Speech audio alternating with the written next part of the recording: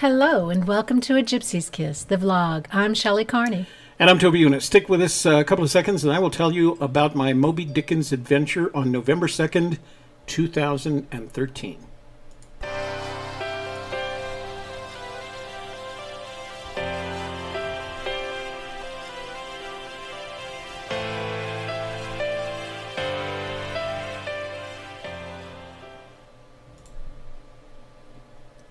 So today we're doing a little bit of reminiscing about when Toby was up in Taos at the Moby Dickens bookshop back in 2013. But before that, we're going to take care of housekeeping. We want to send out great big thanks to our moderators today, Jimmy Fast, Man in the Barn, Joel Lewicki, Jason Eunice, and Brian Eagle. These gentlemen are always on the ball and helping us to keep the chat friendly and positive. So thank you, gentlemen, for being here. And our presentation today will be followed by open Q&A. I'm kind of concerned because we're showing a bad stream rate, but it says in one place it's bad and one place it's good. So if you see anything from our fans, let me know, okay? I'm going to put you on chat right there. Everybody's saying hello. All right. Okay, I need to make a transition here, so we're going to talk about the images first. And so to do that, let me make this quick transition. And back here, and we're going to be in the corner down there, okay? There we are. How's that? Oh, look, we're at the bookshop. We're at Moby Dickens. We've gone back in time. Okay, so what I want to talk about today are the contemporaneous notes I made while I was at I was recording the video of Forrest Fenn at Moby Dickens, and I had posted a long time ago some notes that I had made and then edited onto my blog at the time, but they left some things out, and so I went back to my original notebook.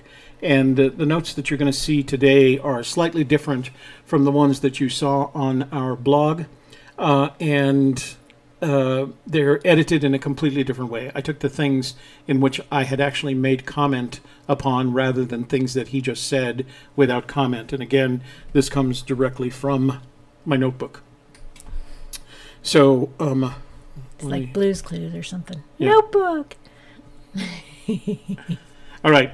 So this is the storefront of what was then Moby Dickens bookshop in Taos, New Mexico. It's in an Adobe-style shopping mall, strip mall. Yeah, it's right? a little plaza and it's directly off the Taos Plaza, and it was facing, let's see, it would have been facing north. This would have been facing north.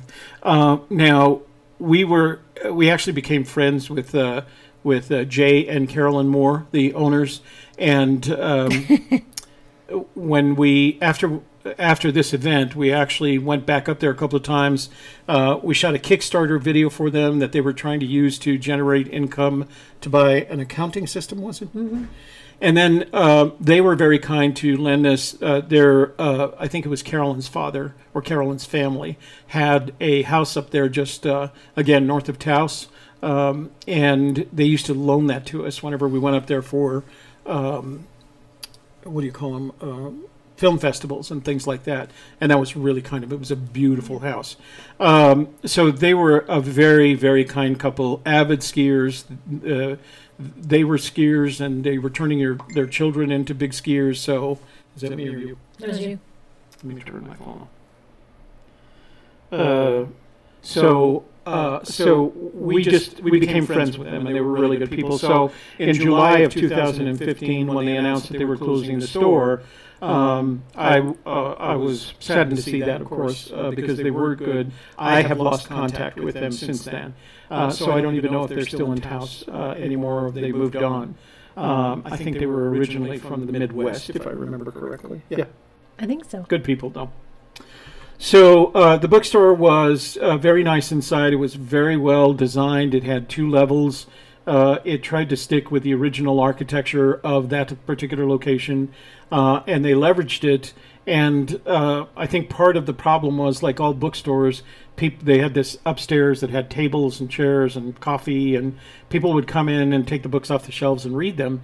In addition to that, because of the size, they didn't have a large selection of books. And so as the online book business grew, they started to see a diminishing in their business and finally had to make that business decision to close the store. But it was a very nice bookshop. So I'm going to show you some photos that I took when I was there. Oh, I own that book, that Fly Fishing New Mexico book. The one over Fenn's head. This was just a photo I shot with Fenn sitting with one of the people this was before the event actually started. And this woman's name was Lacey, but I think when she said it to Fenn, he heard Macy. And if you watch the video, you'll see at some point in the video where she asks a question and he name checks her. He says, "Oh, you're M-A-C-I," right? He tried, but she was actually named Lacey. The guy in the middle with the beard is Jay Moore. The woman standing behind Fenn is Dorothy Massey from Collected Works. She and someone else, I don't recall who, somebody who worked for her, had driven Fenn up, and they had brought a bunch of the books. They had worked out a deal. Collected Works had worked out a deal with Moby Dickens for them to sell their books and take a % of the margin, et cetera, because Dorothy was handling the marketing of the books at the time. But Fenn was, as usual, very gregarious. He spoke with anybody who wanted to speak with him, and eventually he got started with the presentation. This was the setup. I thought I had a picture of Carolyn. Maybe I have it later. This was the setup that I was allowed. I had my JVC at the time. This was 2013, so we're a couple of generations out of this technology. That camera was a JVC GX PC100, which was this amazing camera because it had everything you needed. It was at a very compact size. And I recorded him using a wireless Sennheiser microphone and receiver. You can see the receiver sitting up on top of the camera there. So it was set up in a round table. The lady with her head right in the lower right-hand corner, the blonde woman, is Katia Luce. She was there, and she does ask a couple of questions. And at some point, Fenn, in response to one of her questions, says, "I know you, little girl. You've been out on the chase," or something like that. So it was interesting to see that there were people there and I'll tell you more about the audience in just a few minutes. This is Carolyn Moore. She's, like I said, the co-owner. Dorothy was standing in back. And Carolyn was having The Thrill of the Chase autographed for her father. I think she had a couple of other books autographed as well. This was a little girl that was in the audience who asked Fenn several questions, had copies of The Thrill of the Chase to be autographed, and she had a magazine article, and I'm trying to recall, I think it was a magazine article that was in True West magazine, and she had him sign that as well. She actually asked a couple of questions. You'll hear her ask them during the presentation when you watch the video. And she said, she was an avid searcher, and her father was there with her at the event. So let me go back to the other transition here, because that's not going to look good. There we go. So those were some of the photos. You can see more of the photos that I didn't include in this presentation on our blog. If you go to the photo albums page and scroll way down to the bottom, you'll see some of the photos there. So as I was watching and the event started, I counted the number of people in the room. There were about 40, somewhere between 40 and 45. When Fenn asks how many of you have heard about my treasure, about 10 to 12 people raised their hands. And afterwards I realized that a lot of people that were attending this particular book signing were people that always attended book signings at Moby Dickens. It had become a tradition for them. So there were a lot of people who were there just to participate, listen to the author and participate in Q&A at the book signing. But there was like 25% of them had heard of the search and were there, to gather more open source intelligence from Fenn. he spoke for about an hour. It's more like 48, 50 minutes, including a period of Q&A. He was very comfortable.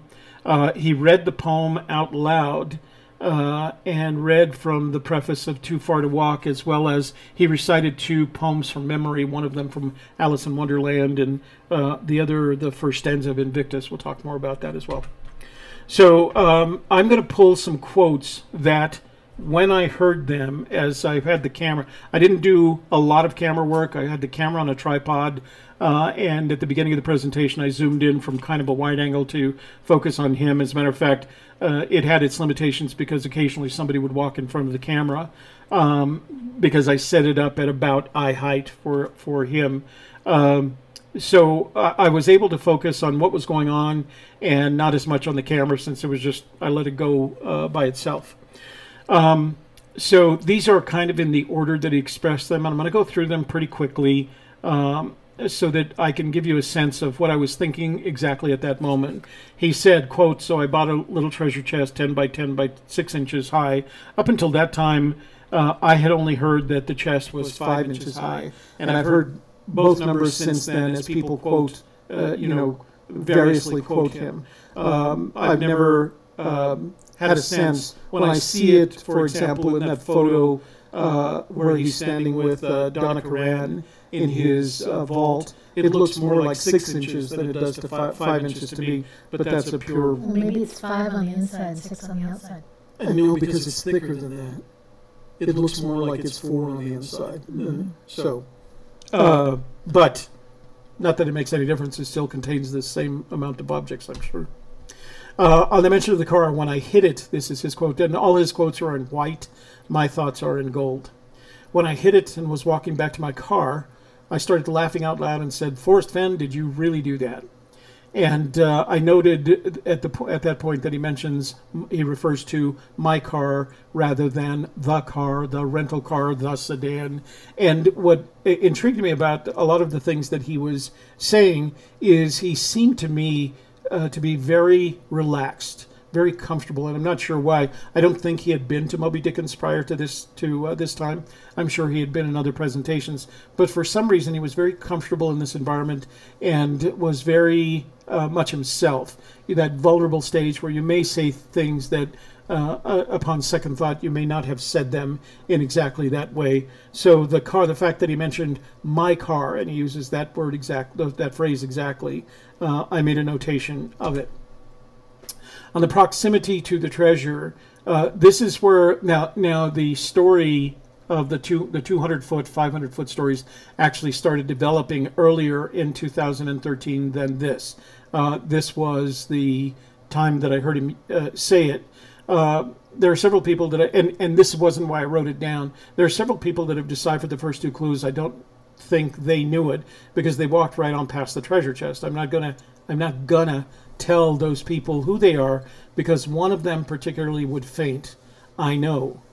And then he said she'd tear the countryside up trying to figure out where they'd been.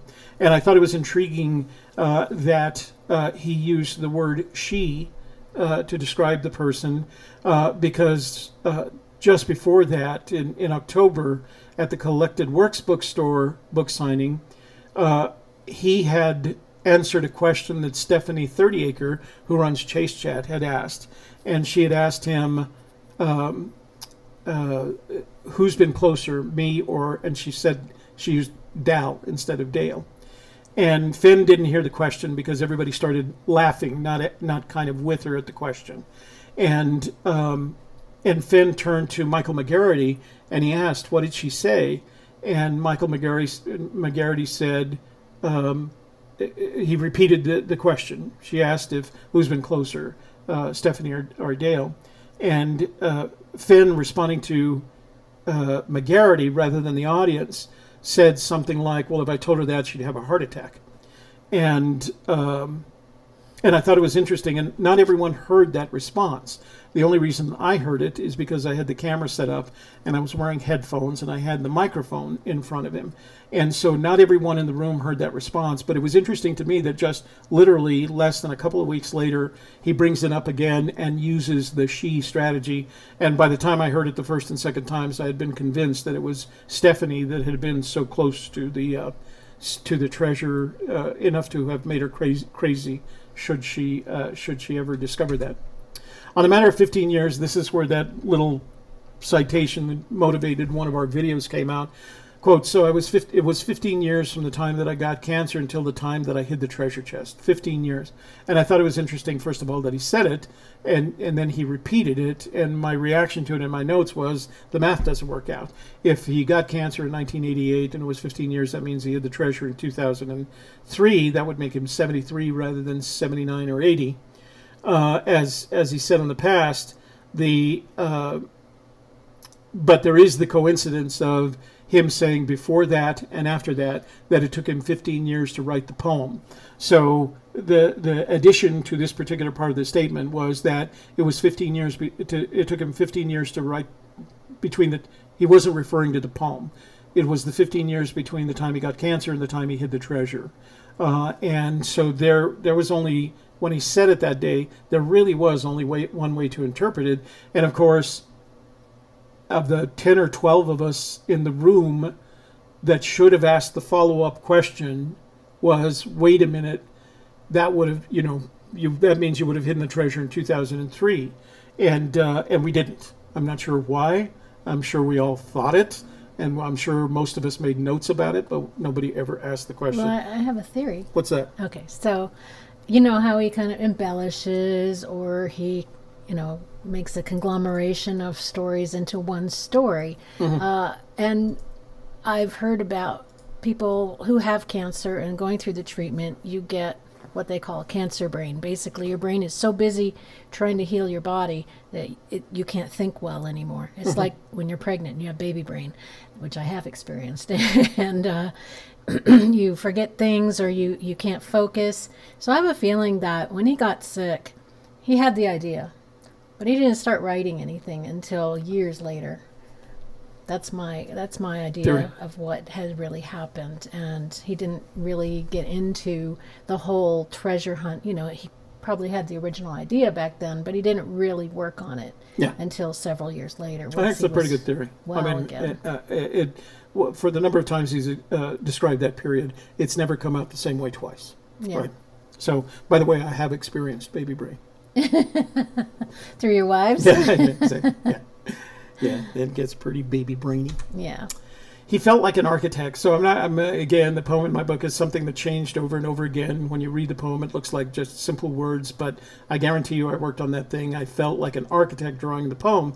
The original version of the poem said, take the treasure chest, but leave my bones and go in peace, or something like that, but then I got well and ruined the story. So there was some intent when he first was writing the poem that he thought he was going to die, that he was going to build out this treasure chest, take it someplace, lay down, take some pills or whatever, and allow his bones to experience the environment around the treasure chest.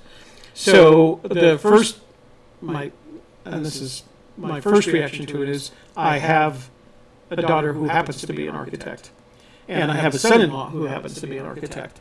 And I have a friend who happens to be a world-renowned architect. His name is Anton Predock. He lives here in Albuquerque, and he literally is, one of the top 10 architects of all time.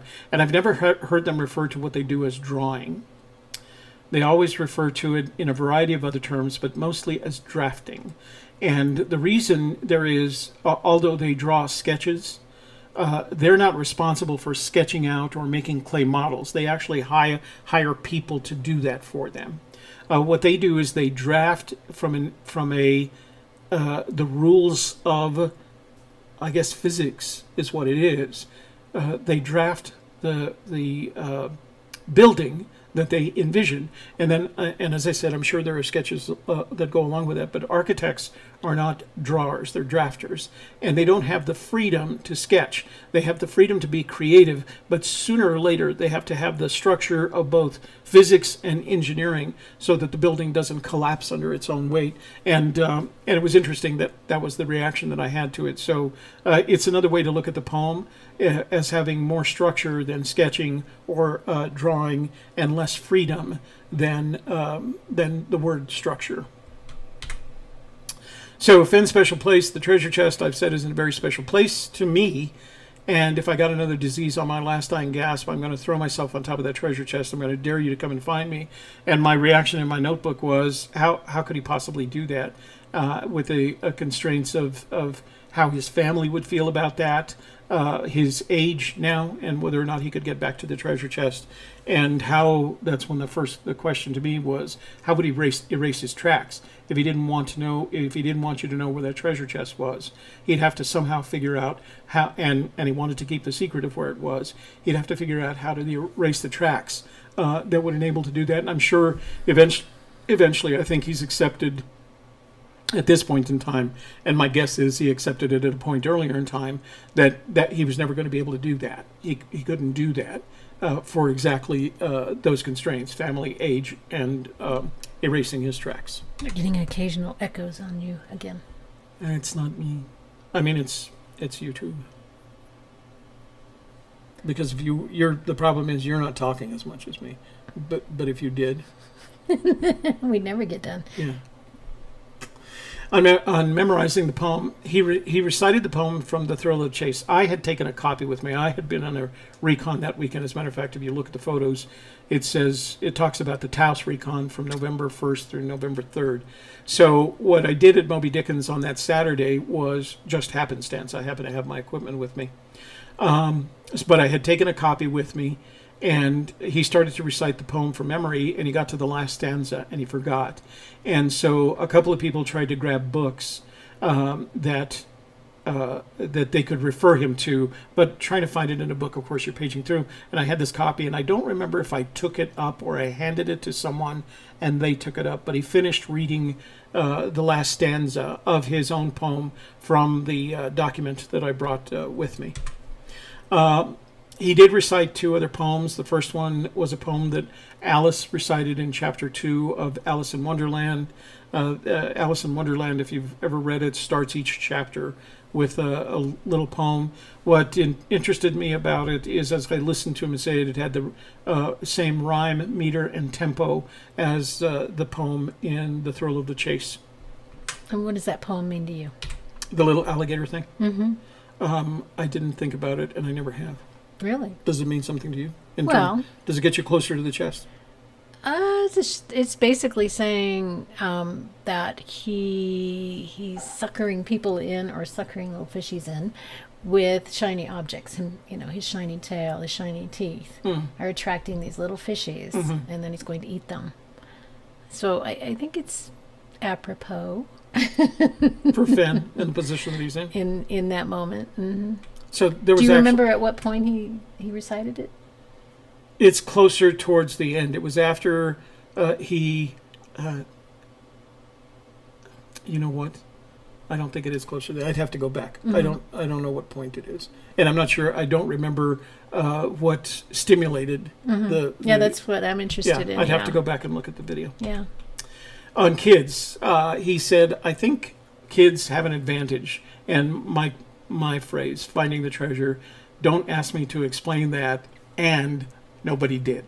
Nobody, and this was right after that young lady that I showed you in the photographs had asked him a question, and nobody did. Nobody asked him, why do you say that? What is it about what you've done that would give children an advantage? Yeah. So, well, I imagine it's because they didn't want to interrupt the girl's question. She had the floor. Yeah. And they didn't want to, bully her by taking over and say, no, wait a minute. Now. Yeah. And, she said, do you think kids will ever find the treasure? In Fenn, I think Fenn did it for her, because after he answered the question, he turned to her father and started asking him a couple of questions about her. So, but he was very kind. He was very grandfatherly with her as he signed her book and conversed with her. She was very articulate, by the way. On when he hid the treasure. So this is the one that sends me off into that rabbit hole of 2002, 2003, combined with the fact that he says it took him, it was 15 years between the time he got cancer and hid the treasure. That's why I told people, and this was one of those little, we started losing people. So everybody, if we lose you or you lose buffering, just refresh and we'll come back. And by the way, YouTube seems to record all of this, so when you go back to look at the video, all of that stuff will be there. I've got to get this down in size. I actually tried to downsize our signal today.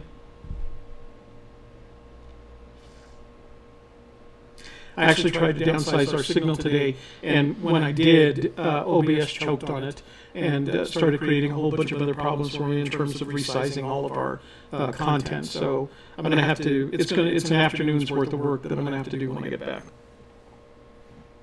As if you have time. Yeah.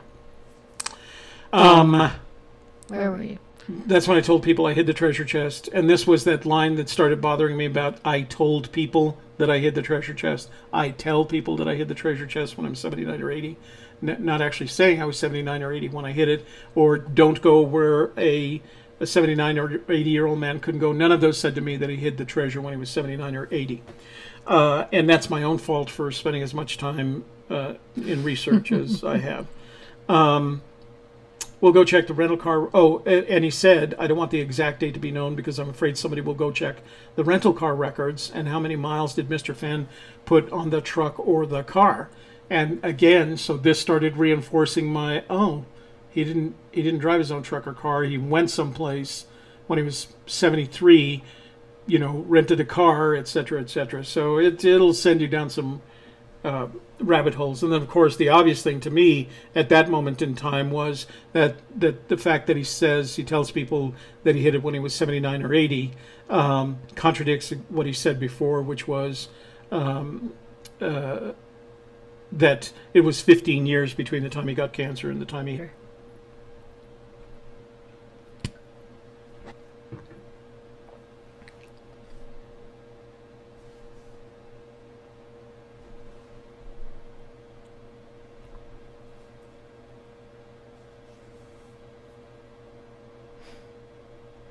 JL says, kill the feed and start over from the little girl. Keeps looping, going back to on kids. It's not. We're at 75 and now it's down to 30. We just lose them completely.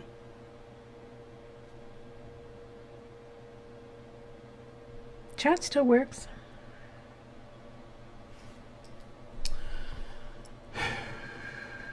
Let me see if I can get to them on chat.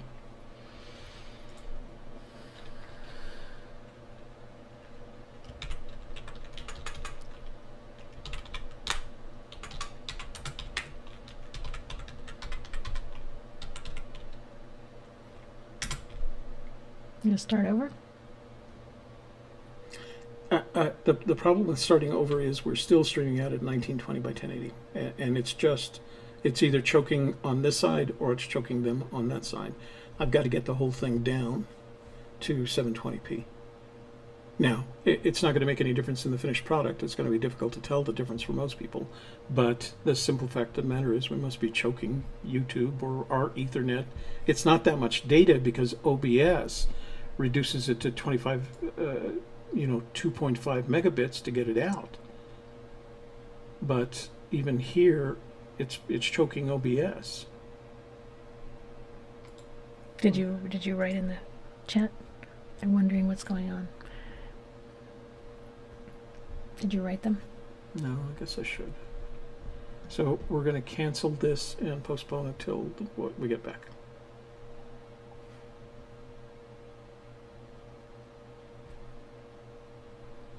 Or we can just finish on our phone or something.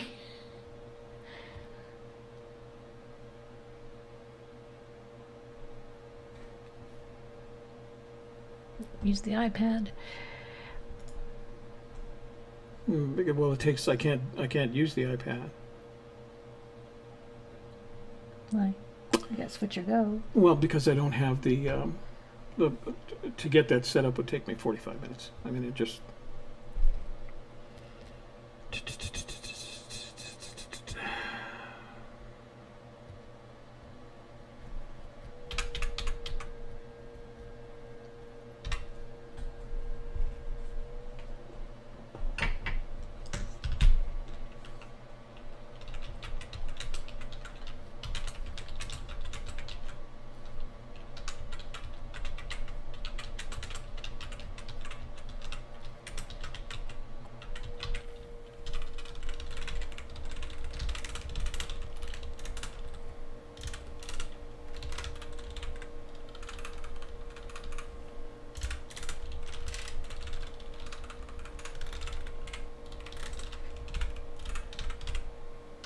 You were back for a second. Okay. Let us know if you do see us, and we can start back up again. But at this point,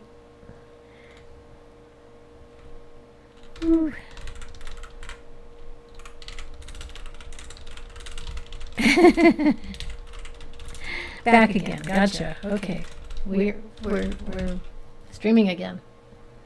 Not according to here or here. Neither OBS or.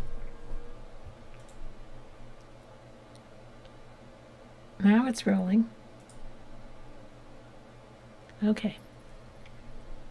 They lost us on kids. Want to go back to on kids or what?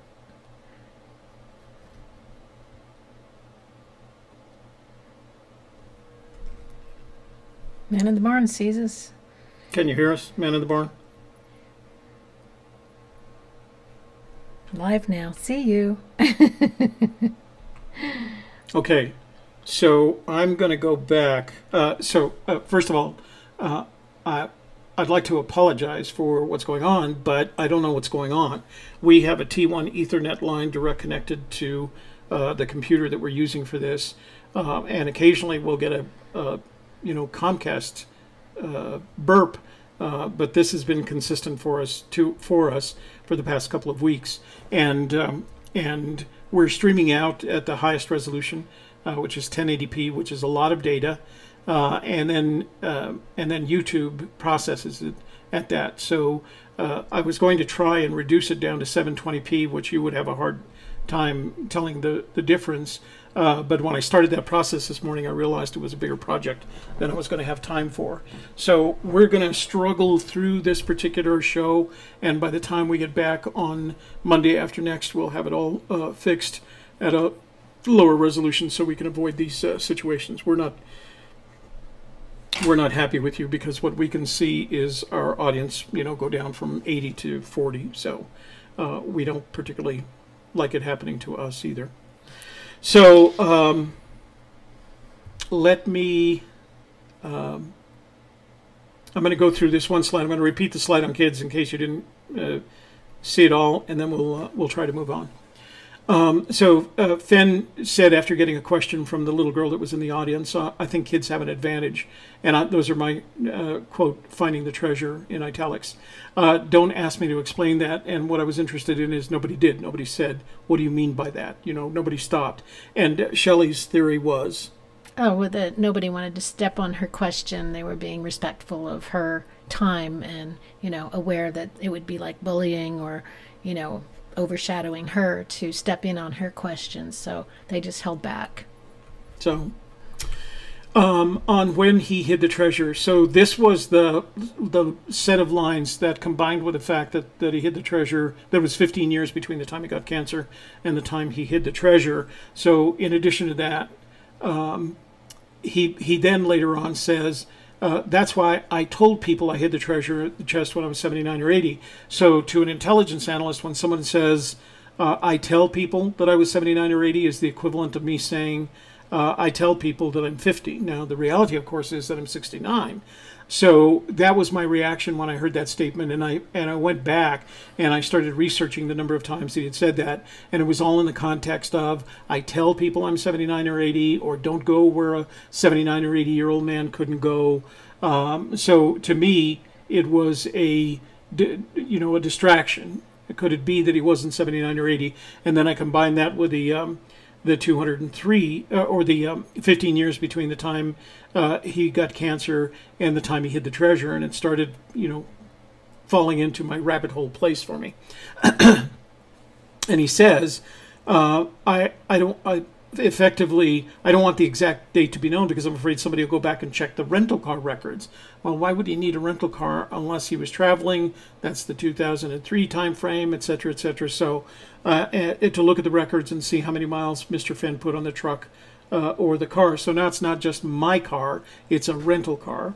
So don't answer those kind of questions, but shoot that person that sent the email. And at this point, every once in a while, Jay had somehow solicited questions from the community of searchers that weren't going to be at that event, and he had printed them out, and every once in a while he'd ask one of those questions. So that's when I suggested in my notes that the 79 or 80 contradicted the 15 years between the time he got cancer and the time he hid the treasure. Or he could have just been playing with everybody at this answer. Fenn? No. Little misdirection there. So then he says there are 9 clues in the poem, but if you read the book, and he was referring to The Thrill of the Chase, there are a couple. Hesitation.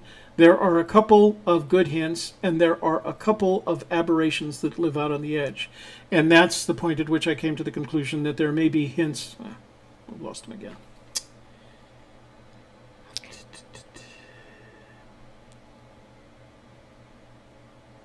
Some people are seeing it, some people are not. So let's finish it up, and I guess it'll process and be complete. Let's see what happens. Yeah. So I concluded after that point that there were a total of 4 helpful hints in the book, a couple of good hints, and a couple of aberrations that live out on the edge. On Google Earth, someone asked the question whether it was possible to find the treasure without leaving your computer in Google Earth. He said, no, it isn't. There's not a picture of the treasure on Google Earth because Google Earth doesn't go down far enough. And so I thought it was interesting. Does that mean that if Google Earth did go far enough down that you could see a picture of the treasure?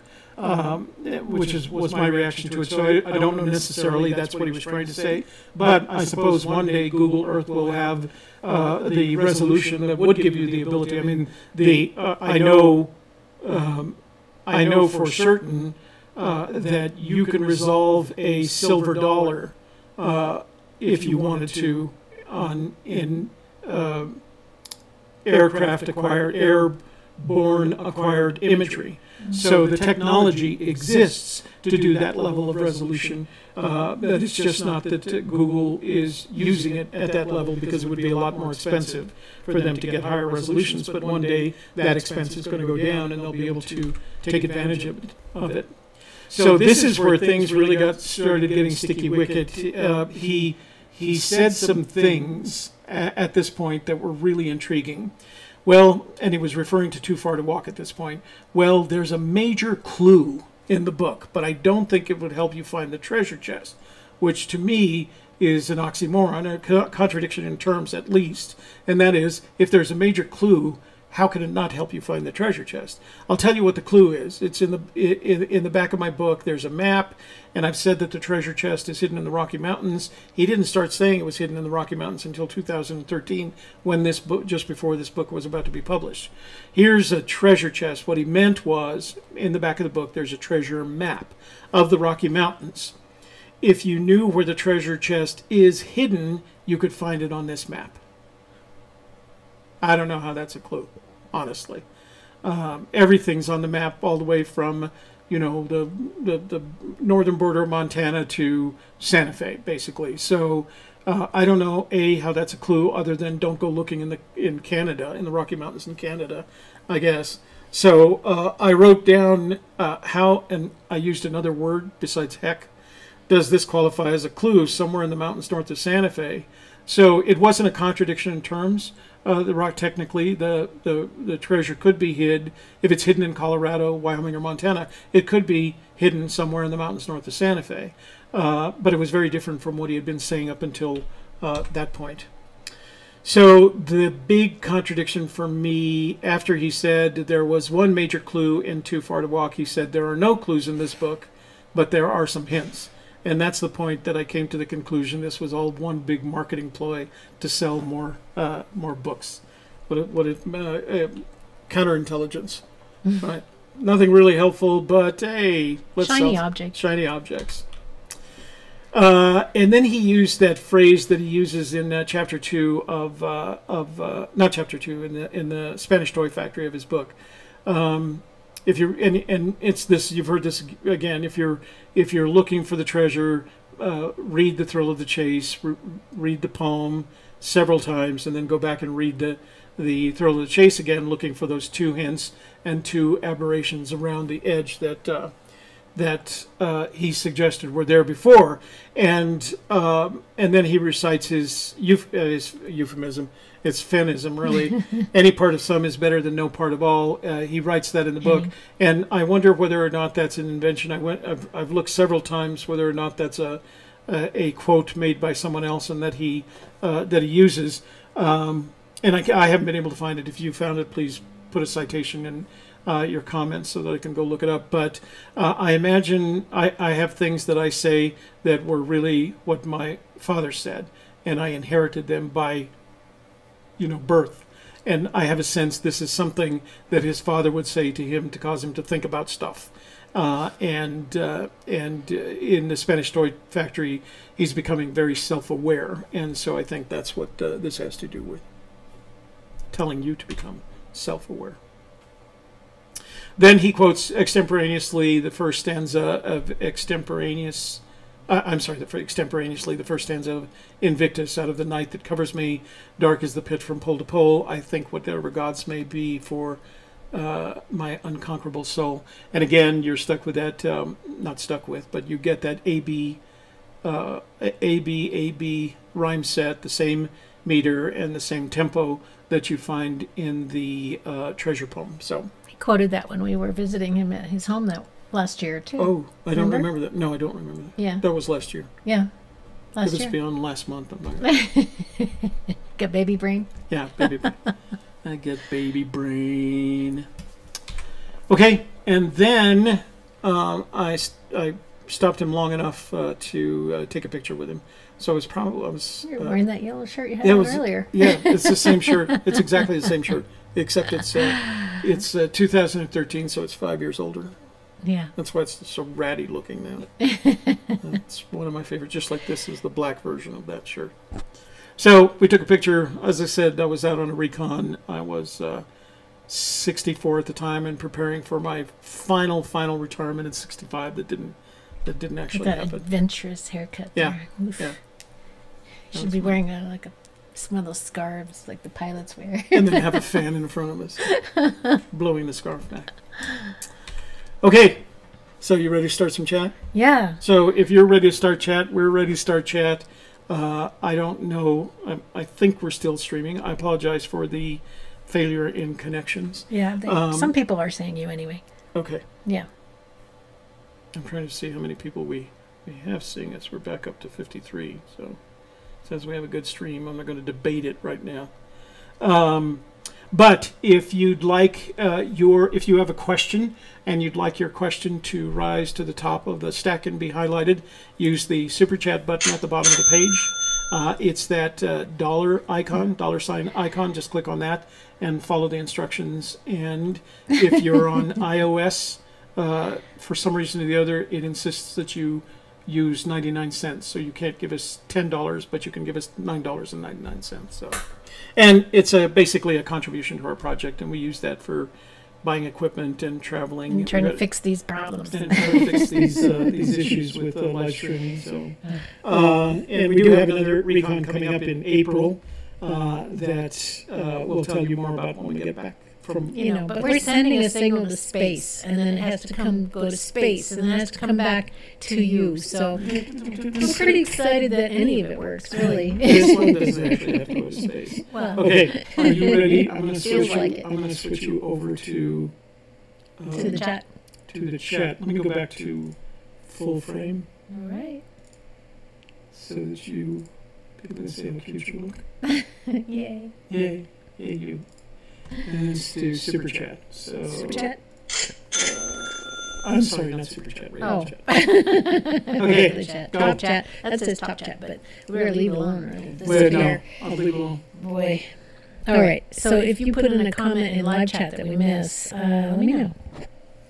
Man in the Barn. Hello. Wayne Peterson. Hello. Brian Eagle. Hello. Jeremy Milstead. Hello. Lori James. Onward. J-Raw. Hello from Colorado. J-Ra, I think, is a Jeanette. Okay. She sent us a couple of emails. All right. Jeanette Raw. Steve Smitherman, hello. Jimmy Fast, hi. JL, hello. Craig Carter, hello. Toby's notes should be interesting. Yes, Toby's pretty interesting. David All Dow. these books dating back to probably 1974. It's crazy. Yeah. Hola todos. Okay. Mar Carl. And that, I believe, is the guy from the Netherlands or somewhere over there. I think it's a guy. I'm not sure. Could be a woman. John Polosic. Howdy. Sledneck. Looks good. Shelley. Good. I'm glad. Cindy Guess. Hello. Amy Smith. Hey. She said she's sorry she didn't email a question last week. She had a sick kid. That's because she suggested the possibility that we should be at one of our frequently asked questions. Mm-hmm. And I said, okay, you tell me which one. Well, any of you can email us at any time. If you think there's a frequent... I'm sorry, go ahead. If you would like to have a particular question answered that you think everybody would like to have that answer, go ahead and email us and let us know that might be a good one for our FAQ day. And that's at agypsieskiss@gmail.com. So, no need to apologize. All right, Andrew West is here. Glad to be here. David Dow, adjust your window. Oh, that was funny because he said, when you had our little window and you were showing the bookstore, he wanted you to take the window and stick it up in the window. Dr. Brown is here from Fort Collins. Jeremy Branson just got here. Jimmy Fast. Rick Plank from Cincinnati. High Plains Drifter. And Paul McGinty from the UK. Hey, Paul. Mark Balanowski. Balanowski. I think Mark has started, he started a new YouTube channel. Oh. He didn't make the cut for our, I don't want to call it a review because he only had 2 videos at the time, but he's promised to put up another video, so the next time we come around. All right. Ben Parisi. So, there you go. Mary Green, hello. Susan Hecken-Leibel. Hi, searchers. Jason Hilgerson. And he says, so at the beginning of that clip, Fenn states he donated the books to Dorothy, and Jay bought them from Dorothy. What are your thoughts on that? As I understood it, the books that Jay was buying from Dorothy were at cost plus transportation somehow. But so there wasn't much money to be made. The profits that were made still went back to The grandkids. In the case of Too Far to Walk, yes, but in the case of The Thrill of the Chase. So whatever margin between production and wholesale, that's what Dorothy would get. So Jay could sell it at whatever price he wanted to, and that was his margin. Okay.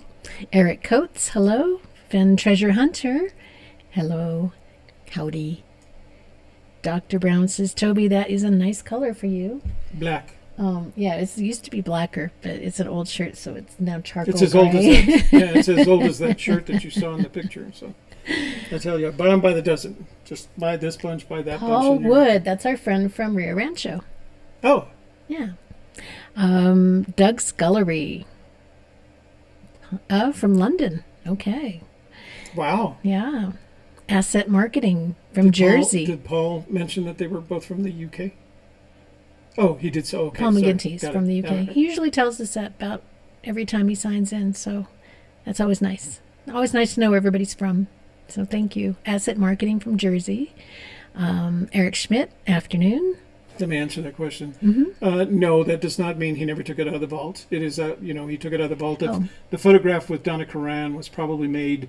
Karan was born in 1949. If you look at that photo, she's in her 40s. So the photograph was probably made in the 1990s sometime. So I don't think you'd forget something. And if you're referring to because he had cancer brain, which makes you forget things, you do get over that as you get well, as Mary points out a little bit later in the chat. Why do I have to get rid of the headset? I think it was too echoey. Oh. Yeah. Timothy Alcar, Sea Monkeyfication, hello. Amy Smith, how can 40 pounds fit in a 10 by 10 by 5 chest? R.E. Troy ounce gold versus gem weight, etc. Because gold is heavy. Gold is surprisingly Dense, heavy. very It's dense. very dense and very... Holy moly. Hello. Mar Carl. I don't know how to that's say Swedish. that. That's, I thought it was $200. Oh. I don't know what the... 200 SEKs, whatever that is. And, he's the Swedish guy. Swedish euro? How the heck would I handle the treasure if I find it? Can't really take it to Sweden. Well, we have a video about that. You don't. So the short answer, well, as Shelley said, look at the video that's entitled "What We'll Do When We Find Fenn's Treasure," because we always think positively. So what you want to do is liquidate it, monetize it before you leave the country, because that way you can pay the taxes on it. If you don't monetize it, what's going to happen is so the Internal Revenue Service is willing to accept as value the price that it sells for at auction. If you do it before then and then they're going to hire people to put a value on it, and you're going to have to wait all that time, and you're going to have to hire lawyers, and it's going to get sticky wicket. So if you come to find the treasure, monetize it, liquidate it as soon as you can, and then pay the tax, pay what are effectively unearned income taxes on it, and then you can take all that cash back with you to Sweden. Now, if you want to own the treasure and be able to fondle it every night, or like Desert File, lick it. Desert File wants to lick the treasure. Yeah, I know. Then you're going to have to buy a house in America, basically, because I don't know. Talk to that guy from Apple. He seems to be able to shelter all his money, so maybe you could do that too. Yeah, but go back and look at the video that we did called "What We'll Do When We Find the Treasure," and even if you're a foreigner, if you're, on a legal visa, you have effectively a lot of the rights that we have, including the acquisition of wealth and the disposition of wealth. You just have to pay taxes on it. Double Irish with a Dutch sandwich. Last week tonight, John Oliver, he explains all about sheltering your money. So it was by the really way, good. what was the name of the gentleman? Mar Carl. Mar Carl. Thank you very much for your donation. We truly appreciate it. Yes, we do. And for that, if you ever find yourself in America looking for the treasure and you happen to be in New Mexico, we can come and visit us and we'll do a consultation. How's that for that? We'll spend an afternoon talking about finding and disposing of treasure. Dr. Brown says you're running out of headsets. Yeah, well, so is B&H Photo, for God's sakes. I don't know how many more I'm going to have to try here. So the echo that you guys hear on your end is not the result of this headset. This is a really good Audio-Technica headset. But it's what YouTube does with it. We just don't have a lot of control over what YouTube does with our signal. And this is why we got out of the live streaming business. We have so many issues with live streaming. Yeah. And it's so unpredictable. Like one day we'll have a wonderful stream and it's perfect, and then the next day the same equipment, everything location. the same, and it's a mess. Yeah. And you don't even know why. Yeah. We actually had a paragraph of boilerplate in our contract with our clients that said we can't be held responsible for I didn't use the magic, but the vagaries of the internet and wireless signals, because we would have a really, really good day with, we're in an auditorium with 5 cameras, a setup that I built, and everything is working beautifully. And we go back in the next day and nothing, literally nothing. And so we finally sold the business. Yeah. Jimmy Fast, why throw himself? Why not just lay down on the treasure? And I'm sure that's what it would have been. I don't think it would have been wise for anyone at that age, over 70, let's say, to throw yourself at a treasure chest. Well, if you were dying anyway. Well, but that would still hurt. Yeah, I mean, well, I guess if you took a bunch of pain pills and you were going to die, maybe you wouldn't feel it. To me, it's a lot simple. If it was me, I would have taken, even though I was going to take a bunch of pills, I would have taken a pill on a mattress. I don't know why he would throw himself other than just to be dramatic. Yeah, that's there's drama in it. That's about it. Okay, tell me how far up. B. Cross, greetings. Dr. Brown. And let's see, they're talking to each other because we were buffering. Shelley, good idea on the cancer brain. My mom had a breast cancer survivor. I thought she was getting dementia, but her memory worked good after about a year. And that's from Mary Green. So, yeah, I've heard that from, I've seen it on television and movies and people talking about it. And I think it's just the matter of your brain is so busy trying to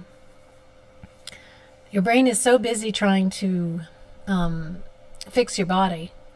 And it's the same case when you're pregnant and you're growing a baby inside of you, that you only have part of your brain to work with, and things tend to, the important things run and the other unimportant things are left behind. So that's why we call it baby brain or cancer brain, not because your brain damaged, just that it's very busy during that time. Let's see, JL, AGK, I've always thought it was strange that... Men have something similar. It's called horny brain. I thought it was called interrupter brain. Oh, sorry. Okay, where are we at? No, I've been reading about that myself, too. I read that in a book recently about men, and they get all excited about a woman and they can't talk anymore. So I don't know what you're talking about. Yeah. Let's see. JL said, I have always thought it was strange that he couldn't remember the last stanza. It kind of seems like maybe it's not quite as important as everyone thinks. Your thoughts? Jay, I actually tend, usually when I get an answer that asks my thoughts on the matter, I always say anything is possible. But I actually thought about it on that day after I was looking at my notes. And I too thought it was strange. Why was not the last stanza important to him? And I kind of came to the conclusion that whatever was important to him had already happened in the poem, and it wasn't necessary. I mean, when people ask me, not that people ask me, but whenever I'm someplace and I get, I hook somebody into a conversation and I start reciting the poem, I rarely start with the first stanza. I always start with, I give them the 9 clues, basically. Begin at where warm waters halt. And I can recite that perfectly. I don't think after all these years I could recite the last stanza without some sort of hint. What's the last stanza? Do you remember? So hear me all, listen good. Your effort will be worth the gold. Yeah. If you are brave and in the wood, that's why she's title to the gold. So they don't have baby brain anymore. That's right. That's why she's my primary partner. She remembers it. I remember what I believe to be the 9 clues, and then after that, it just goes out of my brain because at age 69 I can't remember that much stuff anyway. Okay, go bring that all the way up. Let's just chat about fast buffering. Say one. To put the Gypsy Kiss at the top. Oh, you never clicked on it. You never entered. Well, and I want to stay that way. Oh, we were about to bail on them. So I don't know where you are now. Because I was watching for that to move up. Oh, okay. Well, give us a second. We got to catch up to where. Okay, Toby Come Back. That's where it was. Toby Come Back. Isn't that a song? Yeah, Baby Come Back, but close enough. Toby Saves the Day. Yeah, I haven't quite yet. Well, this stinks. There's a lot of good violence in there, isn't it? Little girl. Crickets, chat room. Guys, anytime this happens, we appreciate that you just keep talking to each other and hanging in there, because we will do everything we can to get back to you. Oh, JL has a good recommendation. Have you seen the Moby Dickens video? This could be a good time. Yeah, Toby is the only one that recorded that day, right? Yeah. Yeah, there were other people recording at collected work, so I don't know if it ever made to the YouTube, but I was the only one at Moby Dickens. And of course, you can see that it's got its own little playlist now. We have the top 3 videos for you to watch, and that's in a separate little playlist. So it's real easy to find on our channel. Somebody heard me sigh. Oh, jeez. Oh, jeez, this YouTube. Okay, stop pushing buttons. Okay, go bigger kids. Wow, we were gone for a long time, huh? John Spalding. I think Forrest has said kids have an advantage because they think of pirates. See Captain Kidd. And the thrill of the chase in the poem chapter. Right. I see you, see you, see you, see you, see you. Back up here. Was Ford on the board of the Cody Museum? What? Fenn. You said was Ford. Oh. You rhymed. Because you're doing the poem. Oh. You said was Ford on the board. Was Ford on the board. Fenn was on the board of the Cody Museum from around, if I remember correctly, 2002, 2003 to... I think it was 2010 or 11. Wasn't it? Or 12 or 13? Yeah, he was on it, and then it was, if you look at, if you go to our emeritus blog, or something. Actually, there's a video on our YouTube channel called the Fenn Treasure Timeline, and it covers all of that territory, including when he spent time. It's a bunch of timeline slides from covering the period from 1972. When we made it, it was 2017, but it covers the period 1972 to 2017, and basically there were several series. There was business building, wealth building, the quiet period from 1988 to 2003. Then he got busy with writing books, and then there was a legacy building period. But it's all in that YouTube video called. Oh, thank you, Craig. It's all in that YouTube video entitled "The Fenn Treasure Timeline." Does Craig have a question for us? He just says, "Technology frustration fee." Keep up the great work. Thank you. I promise I will do everything I can to have it resolved by next time. Like I said, I've got to reduce our bandwidth, what we're sending through the bandwidth. It shouldn't be a problem, technically, if I'm on Ethernet, and I think Eric Schmidt said he was on Ethernet. So we shouldn't have the problem. And according to, let's see, since we're on that topic, ES says, do the number of people affect streaming the content? It's working well now with 46 watching. We have had up to 160 watching on our panel shows sometimes. Yeah, without a problem. Okay. And I have been on other channels, partner channels, that have hosted, that have had up to 800 viewers at once. So it boils down to our bandwidth out of here versus what your bandwidth is at your house, basically, and how you have it set up to look at a video. But YouTube will have distribution problems. You know, it's making the live stream kind of production more popular. So they're having to accommodate that in their infrastructure. And my guess is it usually takes from 6 to 12 months to build out the infrastructure necessary to support a new technical, I don't want to call it innovation, but a new technical feature. So eventually it'll go away. In the meantime, we can drop our resolution down to HD rather than Ultra HD, and that'll help solve the problem. But like I said, I tried to do it I was planning to do it this morning, and then realized it created a what do they call it? Cascade. A cascade of issues that I was not going to have time to deal with. And I think Toby resets his modem and router every night. Yeah. Yeah. So it's not that.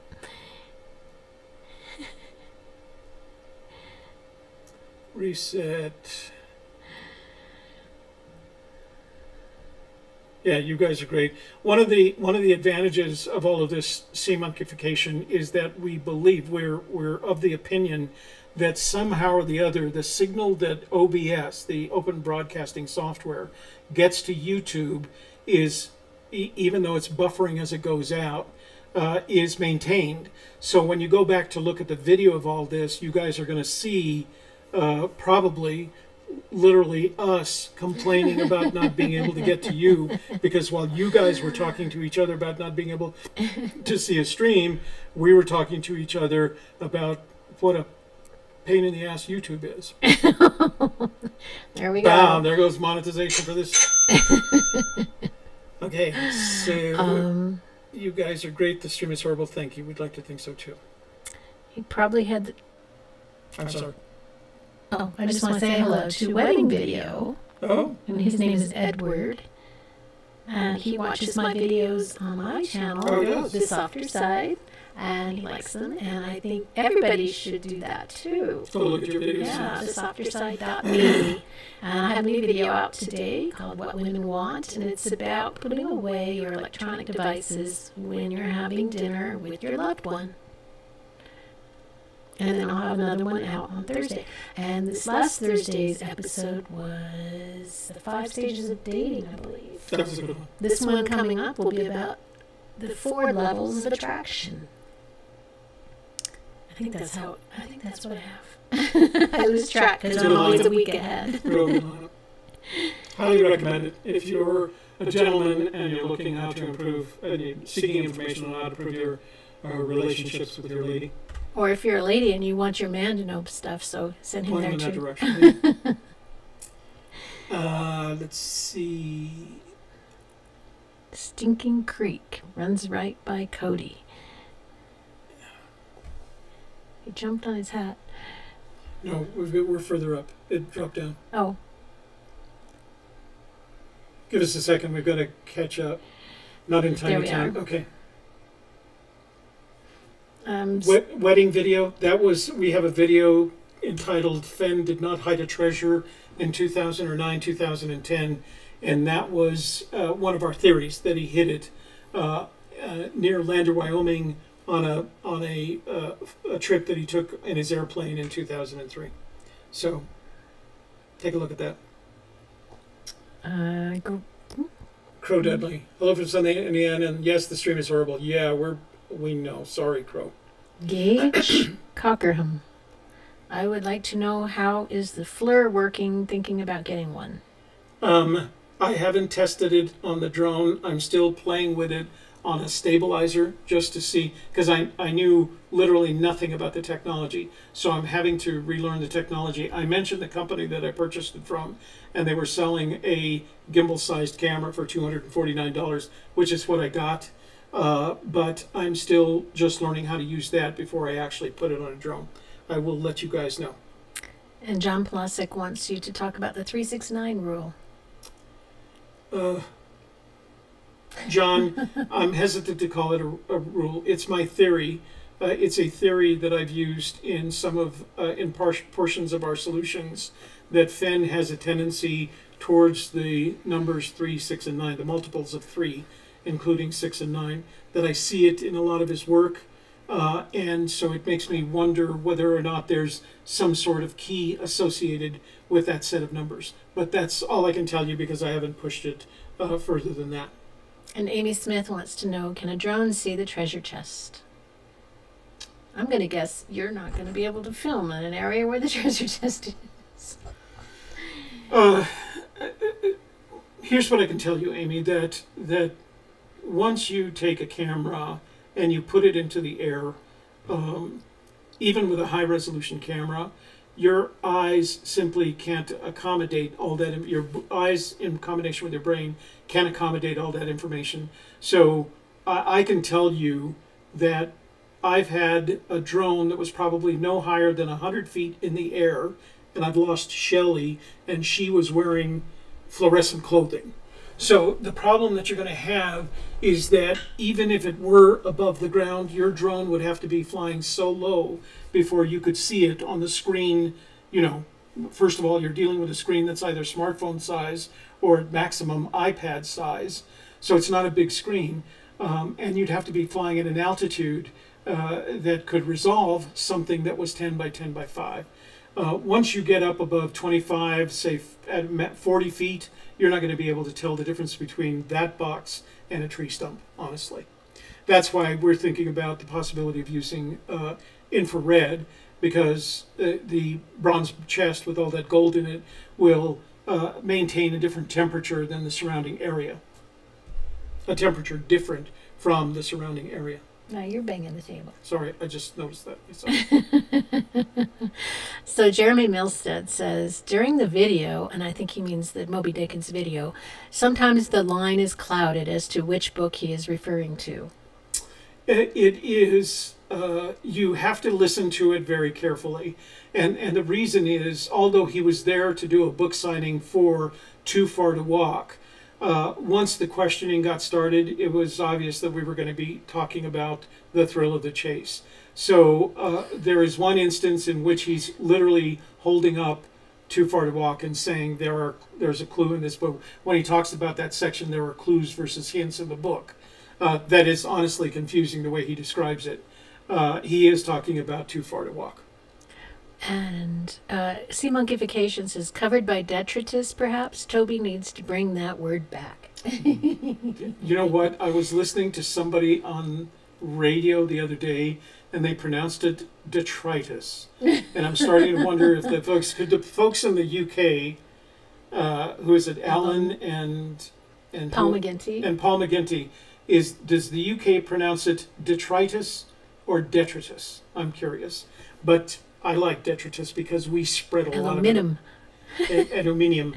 Aluminium. And High Plains Drifter. Doesn't Fenn's statement in the video regarding the use of a rental car reasonably preclude New Mexico as a treasure location? Except, and I'm going to use the Eunice theory of renting a car.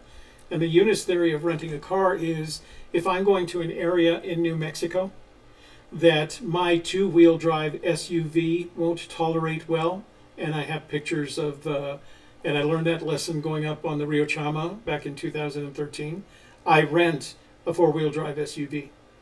So it is plausible that in order to, and I can't tell you everything, but there's an area that we are going to recon at the end of April that I'm renting an SUV to go to.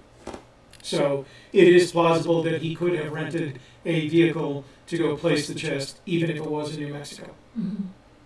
Helen K says, can you get Stephanie 30 Acre to join a panel discussion, or has she removed herself from the forums and blogs?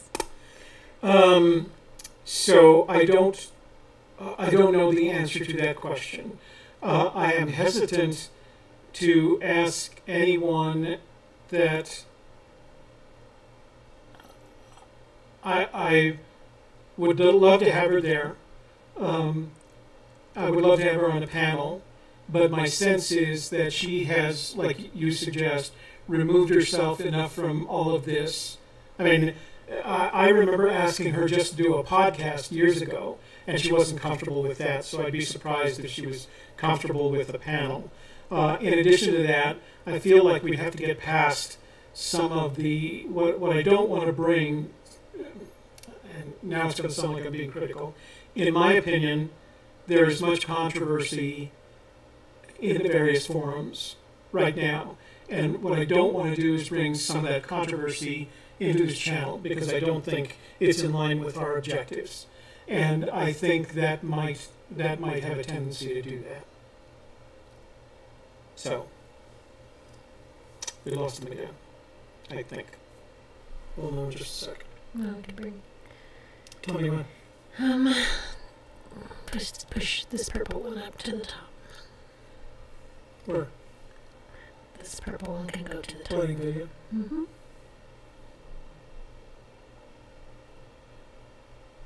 But you went too far. The. I think. There. Right there. Okay. I think. Yeah.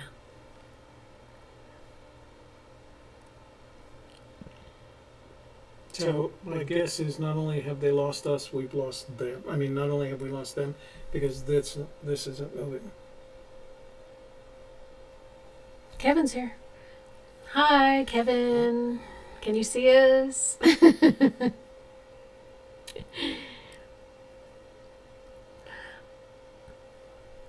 Okay.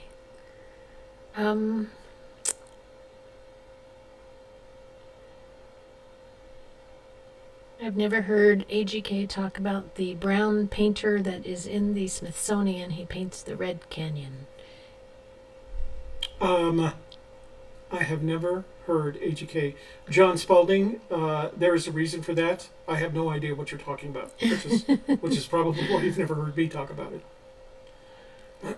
Susan Heckenleibel, I've been spending a lot of time in the book and noticed that two words that come up often, important and block.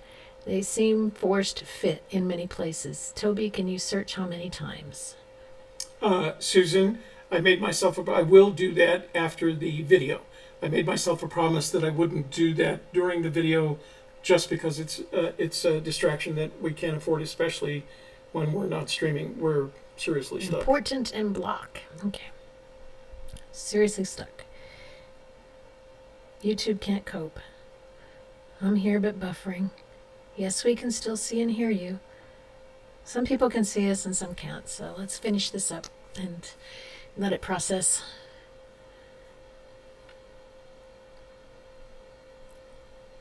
Where are you at?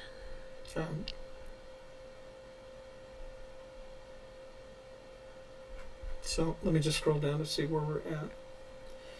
They see us and hear us. I like the double borders, going for the borders twice. We'll see you. Ramesses leaves. It's okay now. Well, my problem is I can't tell if it's okay because I can't see it.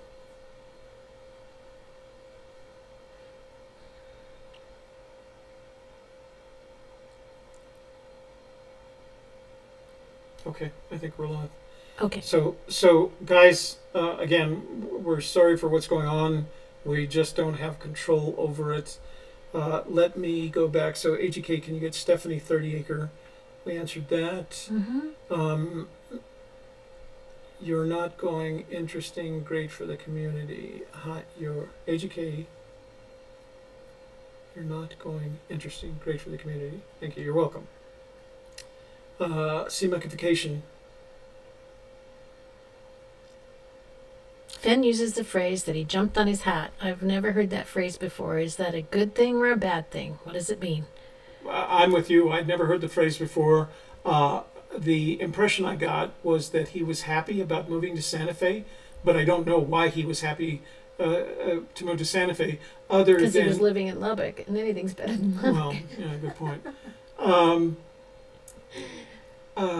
Although Santa Fe at the time was a center for not only art, but Native American collections. So maybe he just saw the opportunity, that he'd have a better opportunity to grow a business in Santa Fe than he would in Lubbock. But I had never heard, when he used that statement, I had never heard that before.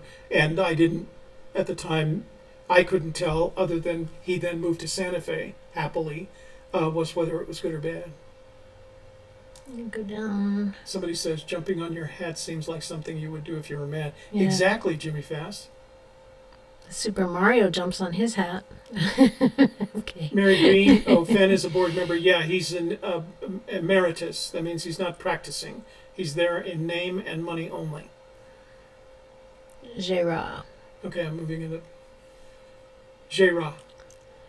Is the unintended clue in Too Far to Walk that the map was cut off at the Canadian border? If you look at the video, it's hard to tell whether that was the unintended clue. It's confusing. Because in one case he refers to that as being the clue that the map was in the back of the book was cut off at the Canadian border. In another instance, he says something like, it would be obvious to anybody who read the preface, where he talks about Too Far to Walk being the 10 miles that he traveled down the Madison River. So I've never known for certain which one the unintended clue was. I've used the 10 miles in the Madison River as the unintended clue. Amy Smith says, notes from 1974. You sound like me. I have notes everywhere. My husband calls me Rain Man. I'm an inveterate note taker. I always have been, and part of it's because my memory isn't as good as my notes. And secondly, I just got in the habit in the business I was in you just had to be really good at taking notes. And I just got in the habit and always have notebooks full of notes. It wasn't your fault, right? The notebooks. No, your name got brought up when you were arrested in Afghanistan. Oh no, it wasn't. No, that was somebody else's notebook. Like the notebooks, right? So I was once arrested by the Afghan federal police because somebody else had made notes in their notebook that had my name in it, and they had been busted, believe it or not, in a prostitution sting. They were Muslim, and they had been busted in a prostitution sting, and then that turned into they were officials at the Agriculture Department of Afghanistan, and they got busted, and my name was in their notebooks. And so I got busted and then got thrown in jail. I was in jail for a couple of weeks, but then they threw me out of the country, so because I was an American citizen with a very different passport.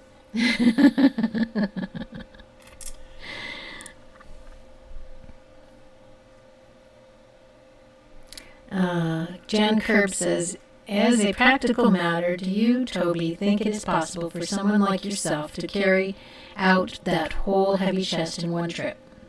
I have carried backpacks heavier than 40 pounds when I was younger. I have carried a backpack heavier than 40 pounds at my age, but the difference is age. At some point, you're just not going to be able to walk too far, which might be the too far to walk. In addition to that, according to Fenn, he broke it up into two 20-pound loads, and the difference between 20 pounds on your body and 40 pounds on your body is literally like night and day. So I think you can carry a weight of 40 pounds, depending on how you carry. Certainly couldn't sling it over your shoulder. He didn't carry 40 pounds, he carried 20 pounds. And I think even a 79 or 80-year-old man could go a short distance in the mountains with a 20-pound weight. And Eric Schmidt, did you find anything at the Library of Congress? Toby hasn't gone yet. I haven't gone yet. I'm not leaving until tomorrow. So, and hello, Marty Stempelkowski. Hi. That's a new name. Stempelkowski. Hi, Marty. We're just going to call you Marty, so we don't mess up your last name. Well, Steve Gahagan didn't show up. Now that we know how to say his name. Now we know how to say his name. AGK, I hear radiator can mess with computers. Oh, radiation. It would have to be. It would have to be a certain kind of radiation. Certainly, nothing in your house is going to mess with it. And honestly, if it's kind of radiation that can mess with your computers, we're all gone anyway. Eric says, "Oh, that's right. I got Fenn brain. Forgot you weren't going till this week." So, Fenn Treasure Hunter, AGK, do you remember the T.S. Eliot quote for ending the journey where it began? It's part of a much bigger poem. I don't remember it all. I'm sure you can Google it, though. It's in my notes. There, yes, has got it. Just ask Eric. Uh-huh. Yeah, if you guys want, if Eric's in the room and you want one of those, like, interesting questions, just ask Eric. He he's says, got them all memorized. "We shall not cease from exploration, and the end of all our exploring will be to arrive where we started and know the place for the first time." There we go. What is the item left out of the chest? Mark Wall. AGK or anyone, what is the item left out of the chest? Page 126. Oh, he's never said. He's mentioned a couple of times that he was thinking about putting in cash. He decided not to do that. Or a check. And then anything he was gonna, paper. Yeah, that wasn't sealed up. He was going to put paper things in there, but changed his mind about all of them because they wouldn't tolerate the time and weather.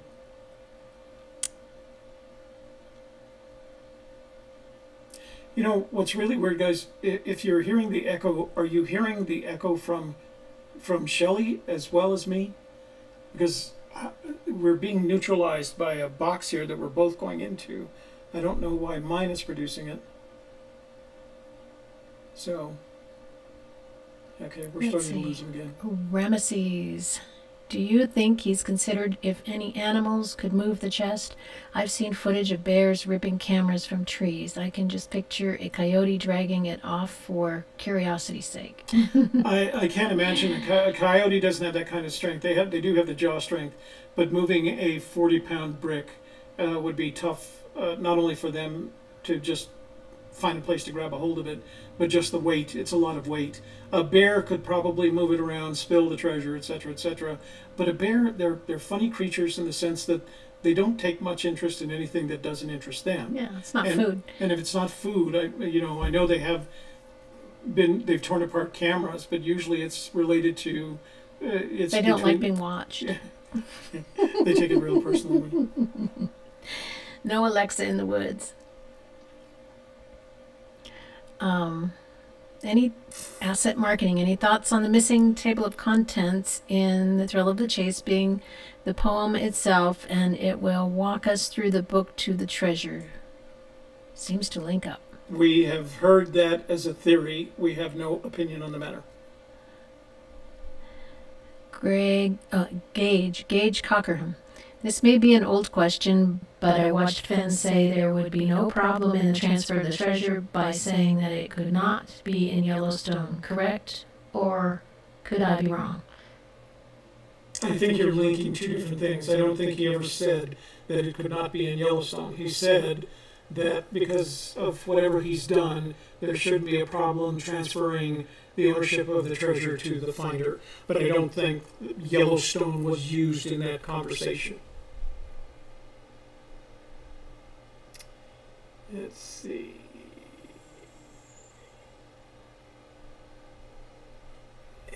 Mary Green, treasure chest is probably a wedge.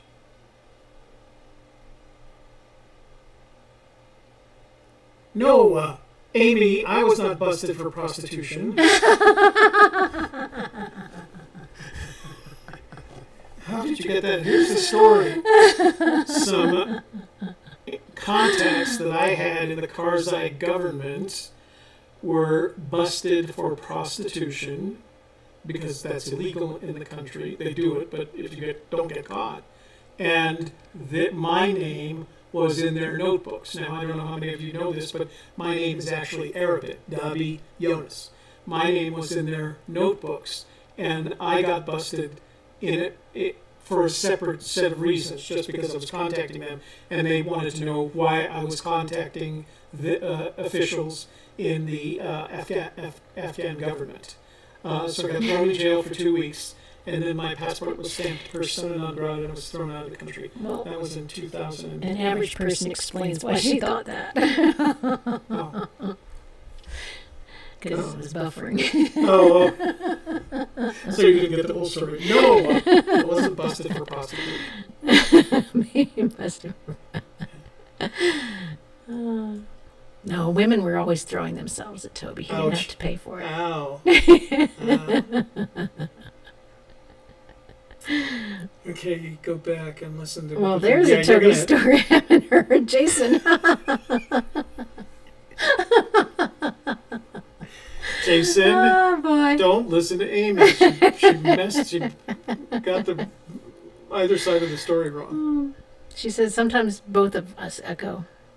Yeah, Jason says Toby's echo seems more prevalent. I don't know, guys. What was your street name? What was your prostitute name? Very fun. I know it. Okay.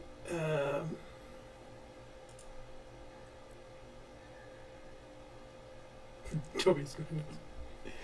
Mary Green wants to know, did Fenn ever put any properties into any type of conservancy? Also curious what Peggy did as a job. I don't know if Peggy ever had a full-time job other than working at the gallery. Yeah, the only information we had is that she worked at the gallery. Prior to that, I don't know whether or not she worked, while he was in the service. And whether or not he had property, I have no idea. There's no way for... You'd have to go through. You'd have to go and ask him, or go through his realty records. I guess I'm sure. He owned the property on which his house is on. He owned the property on which the gallery resided. So, Jake wants to know, are there any legal implications if you cross state lines with the chest?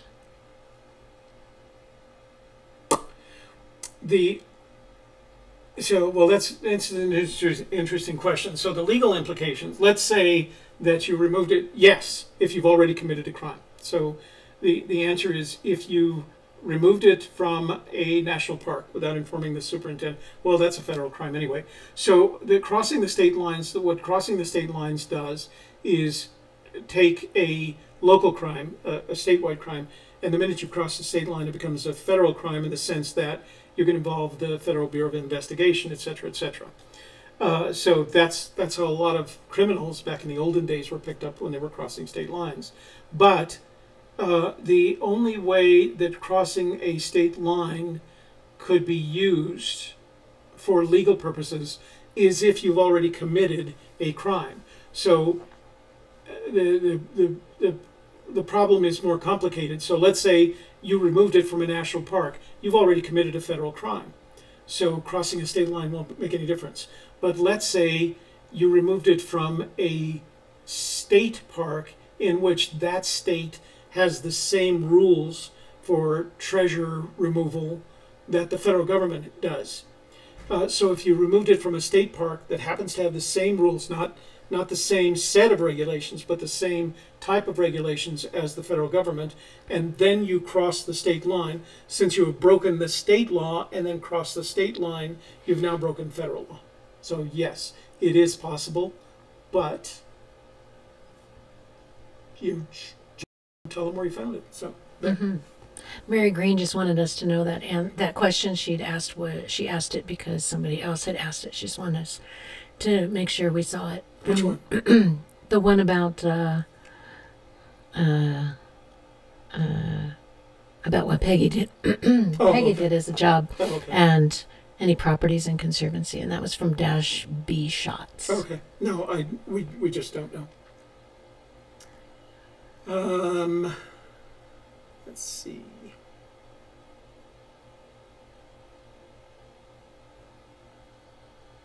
Oh, Mark Worrell comes back with it. Okay. We think we've answered that for you, Mark. Mark Carl. We're just going to say Mark Carl. We're going to leave the W. Okay. Freezing again. We're live stream halts. We're live stream halts. Oh, boy. No, we don't want that. No.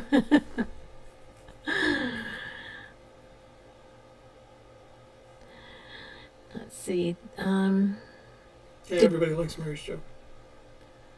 The item left out of the chest, we just think it might have been something that was paper, because he decided that paper would deteriorate. Anything paper like money or a check or a promissory note would deteriorate, so he left that out. Okay, guys, so I don't even know if you can see this anymore. I'm hoping that you can hear us. What we're going to do is we're going to end today's session. Thank you for joining us today. It's been an hour and a half, which is about being patient. Thanks for being patient with the live stream. I hope to have it corrected when I get back. Keep in mind that once YouTube processes this, they seem to incorporate all the things that we've missed. So you'll hear me beating up on YouTube a lot over this. So.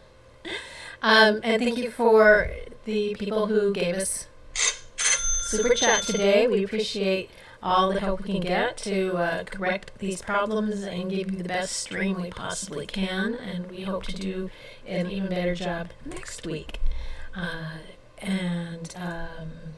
Next week, make sure you like with the thumbs up. I hope that you liked the video, even though we had some issues, and share it with your social media contacts or wherever you like, and then make sure you also subscribe and click on the bell to receive notifications so you know whenever we go live or when we upload another video. The rest of this week, Toby's going to be leaving tomorrow morning to go to Washington, D.C., so the only other video we'll have this week will be on Friday. We'll have just the facts, because we're going to record that today and put it up on Friday. And there shouldn't be any buffering in that one, so yay. And also we'll put out a lineup video for next week as well. So what day, Sunday or? Lineup video comes out on Sunday. On Sunday. Mm-hmm. So be looking for those. And again, if you click on the bell for notifications, then you'll be notified when those appear on YouTube. And we do have a full week next week when we get back. I'll be back by our Tuesday show. And then we'll have a panel on Wednesday. We've already planned that. We'll have book club on Thursday, although what is it's barely one page. We will have book club on In Thursday. Love with Yellowstone. So next week we have a full week. And then we're going on a recon. Right, so we can talk about a recon when we come back. Yeah. So this week, no panel, as Shelley said, no panel tomorrow night, no book club on Thursday. But you will see a frequently asked question on Friday. Yes. Thank you for hanging out with us today and for chatting with each other when we kind of buffered around, and we appreciate that. Anything else? No, that's it. Thanks All for right. joining us today. Well, Yeah. let's go ahead with your outro. With my outro, well, I'm good. Make sure you check out my other channel, thesofterside.me, and I have a new video every Tuesday and Thursday on that channel. And thank you for watching us today on A Gypsy's Kiss. I'm Shelley Carney. And I'm Toby Eunice. Thanks for watching today. We were as frustrated as you with the live streaming, but we'll see if we can get that fixed before you see us again. And we'll see you when I get back from my travels next week. All right? Bye-bye.